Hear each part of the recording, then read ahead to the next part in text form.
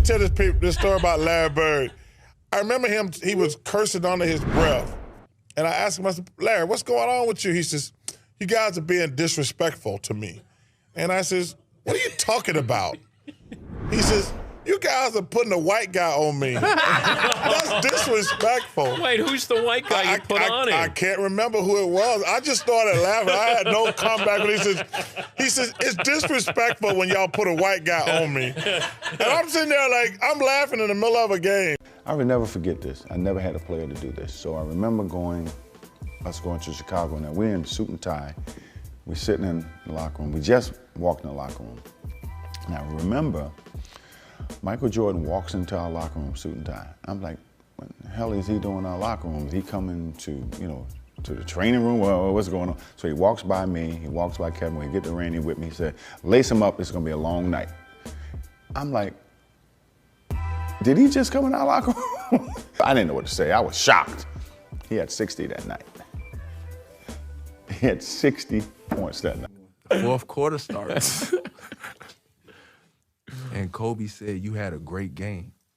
Oh my God. Said, yo, you had a great game, young fella. But I'm looking like, bro. There's still another quarter. I swear I looked at the clock like, oh God. But I'm looking like, it's 12 minutes. What you talking about? Like, what was that? You know what I'm saying? Like, you ain't said nothing the whole game. I've been talking shit.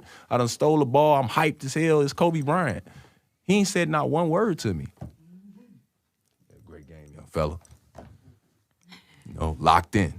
The man come down. You remember he came, shot fake, threw it off the glass, caught it, threw it to the corner. I'm like, bro, what you on? He says, drawn upon Tebow the way he's living his life, is the way he wants to live his. Here's Bryant off the board to himself, back to Powell. Like, bro, you been regular all game. Shot, get to the spot, shot fake, spin, pivot over here, spin back on the foot, drop it off the glass. I'm like, bro, what's going on? Athletic, and he's in the top 5 in steals in the NBA. Kobe, rising baseline, he's got it again. And then he pulled up from like 35 feet on some Steph Curry shit before Steph was doing that. He pulled up and laced it. I'm like, they called a timeout. Dan Tony looking at me. I'm like, bro, I ain't. Make him miss. Kobe's now got to shoot a 3. And does. And scores. I'm like, bro, I guard everything, bro. Nah, bro, I guarded the first.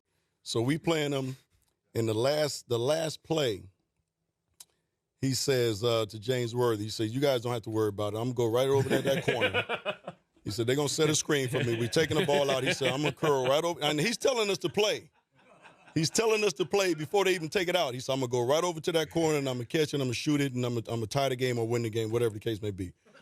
They take the ball out, and I think it was either Danny or DJ? The late, great DJ. Yeah.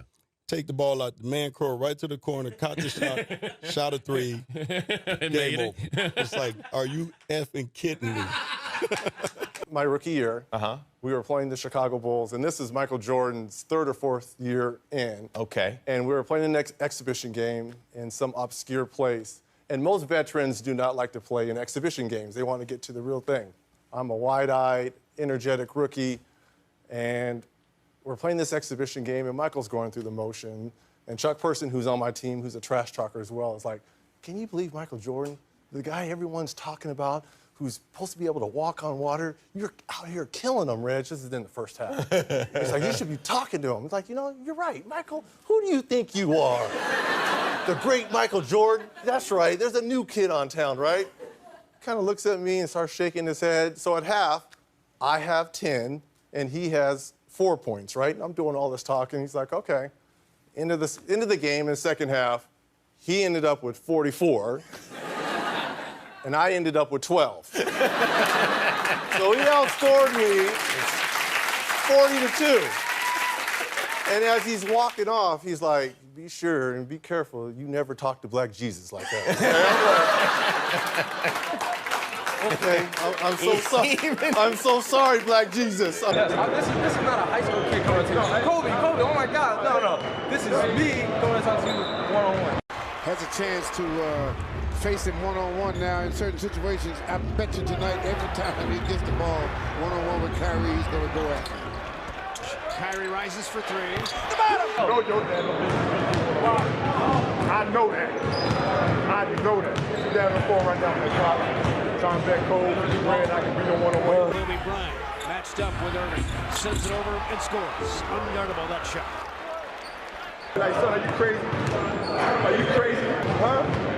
You have the guard. No? You have the guard. You're not going to allow it. Behind the back. Couldn't shake him. Bryant still an all-world defender, and he blocked it. Kobe Bryant says, bring it at me.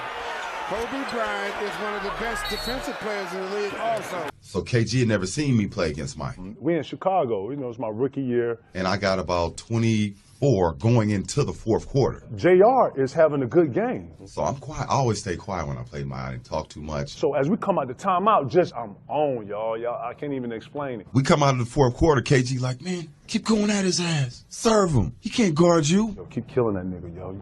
Keep killing that nigga. Boning him, yo. Straight up. You having a good game, Joe. Keep going. I was quiet. I'm looking at him like, just chill. Because Mike was literally right there. The nigga right here. Mike can hear me. So I double back it. Yeah. I don't care.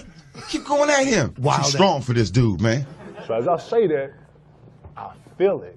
So Mike looked at me, looked at KG. Hands on hips, legs locked. The nigga stared me for about 15 seconds. I was like, Mike, he don't know the rules of the game, man. He's just a young puppy. You know what I mean?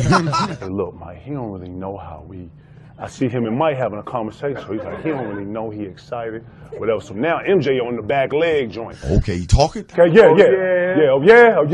yeah, huh? And Mike looked at him again like, okay. Looked at me like, okay. I said, what you looking at me like that for, right? I can't even really describe the next like 6 to 7 minutes of play, yo. Went to the fourth quarter, man. That man got about 17 quick. We down 25 now. It was just that 2. Mad, looking at KG, looking at me, looking at KG. It got bad quick, yo. I come to the joint, and they know this. When you come and you've been on the run, when you not got back on the floor, got back, had to rebound, and you feel like you on defense all the time, you come to the bench like this. So I was like, Jay, man, my bad, dog. I'm sorry, man. I'm sorry. He like, it's cool, man. I told you, just shut your ass up, man. You're not fun. So you got in between the Gatorade there where you like, damn, and next thing you know, we over there like this. And Mike came down, okay, young fella, okay, damn, young fella, damn, y'all done? Damn, young fella. Never talk shit to Mike ever again. Do you remember? Well, you had the bird night. I had the bird night. That was a tough night, man. The biggest argument that night is, well, you only scored 6 on me. But nobody was guarding Bird, were they? Well, we were trying. You were trying to. No, but when a guy is literally coming up the court, calling his shots, and Bird talked a lot of trash. And that's in New Orleans. That's in New Orleans. In that game, we're on the free throw line, and he literally says, left side over across the 3, and you're listening to him. That's a tough feeling. But okay, so you guys got Antoine Carr and Cliff Livingston got fined by Fratello, I think, and Eddie Johnson for celebrating Bird. Yeah, it was the best film session. Every time when I see Mike, we still laugh. God, it was good. It was the greatest film session ever, because back then you didn't have, you watched the real game and just went, with a video, and Mike rewound the celebration 20 times. He just kept, not the shot, he just kept rewinding it, showing the guys, you remember, they're giving each other high five. And then somebody falls off the bench. Yeah, that was Eddie Johnson. That was Eddie Johnson. Yeah. Eddie Johnson falls off the bench in laughter, and Antoine Carr and Cliff gives each other high five. And our film session was 20 minutes of that. So it wasn't somebody not playing good defense on Bird. It was you guys celebrating Larry Bird. And Fratello wouldn't let it go. He just kept rewinding. And it was. I think Bird went by the bench one time too. He fell in the bench. Oh, he did. And he called that one. That was the one where he fell in it. He literally said, "Off the glass into the trainer." And, and so it was a bad. So we got Chicago Bulls coming in town, and unfortunately, I got a sprained ankle. You know, and so. Did you say fortunately you unfortunately, do? Oh, okay. Unfortunately. I enjoy guarding Mike because he was, you know, the one thing I did with Mike is I never got him pissed off. You know, he make a shot, you say, good shot, Mike. You know, you don't talk trash to him so he can go off for 60. You know, you try to kill him with kindness. You don't try to talk trash to him. So they're getting off the bus. We're done with shoot around, and we're walking out, and MJ says, B. Scott, what's going on? I said, what's up, MJ? He said, man, I hear that you're not playing tonight. I said, no, I sprained my ankle. He said, who's guarding me? I said, Anthony Peeler. He said, oh, 50. So I told Anthony Peeler, listen, MJ, he's probably going to go for about 50 tonight on you. So just don't piss him off. You know, just be cool. He ended up with 54. So he came to the locker room, and he was like, where's Dre? And I was on the court working out, getting ready for the game. And it was Lewis Williams. It was like, he told Lewis Williams, he said, tell Dre 50 tonight. So I come out to the locker room, and Lewis Williams was like, yo, Dre, Kobe said 50 tonight. I'm like, I'm always ready to play against Kobe, so I'm like, okay, this will be a good matchup. Excited about it. So 6 minutes to go in the fourth quarter. He has 49, and they're about like 20, and he gets subbed out. So he got 49 with 6 minutes to go. The game was over. So that was an interesting night. I actually went back and I tracked that game. He made like 3 threes from like where it says Staple on the side of the court. He made like 3 threes from like the P and Staples, which was like far. So yeah, and then we got a lot of pick and roll action. I'll never forget that. I remember we were playing Washington in Washington one night, and Larry just hit what would have been the game-winning shot, but KC called timeout. Won't count. It does not count. Boston had called a timeout. Larry came back to the bench, and he was a little upset. He looks at the bench and says, hey guys, when I come back after timeout, I'm going to go right to the same spot, and I'm going to kick it in. He told Washington, I'm going to get the ball. 2 seconds left.